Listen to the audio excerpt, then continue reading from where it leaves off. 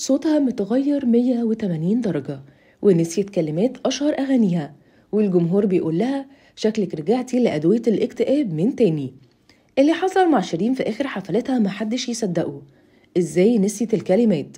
وهل فعلا ما كانتش عارفة تغني؟ تعالوا نقول لكم الحكاية. في الساعات اللي فاتت اتصدر اسم شيرين كل الترندات، لكن المرة دي ما كانش بسبب حسام حبيب ولا حتى أزمة شخصية في حياتها.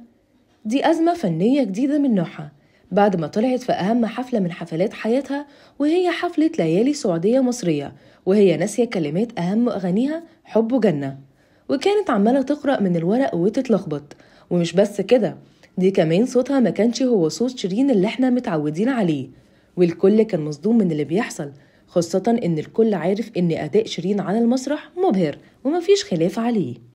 اللي خلى شيرين تتصدر لترند أكتر هو رد فعل النجوم والمشاهير اللي كانوا حاضرين الحفلة وهم مندهشين من الأداء ده، وظهروا مستائين من الفقرة بتاعتها، والكل كان مستنيها تخلص بفارغ الصبر علشان عارف إن مش ده الأداء الحقيقي لشيرين. الناس في البداية قالت إن أكيد ما عملتش بروفات كفاية قبل طلوعها على المسرح، لكن الحجة دي كانت بالنسبة لصوتها وأدائها. أما عن نسيانها للكلمات محدش لقاله عذر.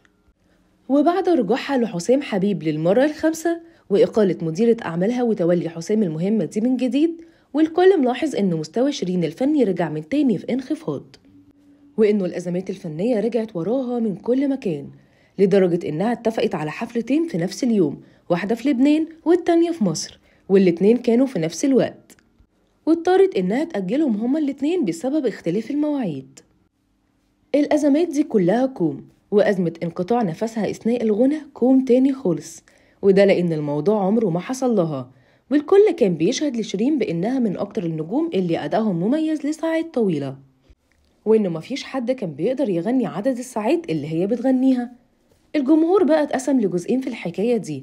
الجزء الأول كان بيدافع عنها وقال إنها أكيد ما كانتش مستعدة للحفلة كويس، وإنه ممكن يكون تم إبلاغها بشكل مفاجئ بضرورة تواجدها، وإن الكل عارف إنها رجعت تقضي شهر عسل جديد مع حسام، وده معناه إنها ما كانتش هترجع لأي عمل من تاني في الوقت الحالي. والجزء التاني بقى قال إن رجوعها لحسام هو سبب دمار مستقبلها الفني، وإنه خلال فترة شيرين مسيرتها الفنية هتنهار تماما. دلوقتي بقى جدوركم تقولولنا شايفين إيه السبب في اللي بيحصل لشيرين؟ شاركونا رأيكم في التعليقات، وما تنسوش تفعلوا زر الجرس والإشعارات علشان يوصل لكم كل جديد من موقع صوت الملايين.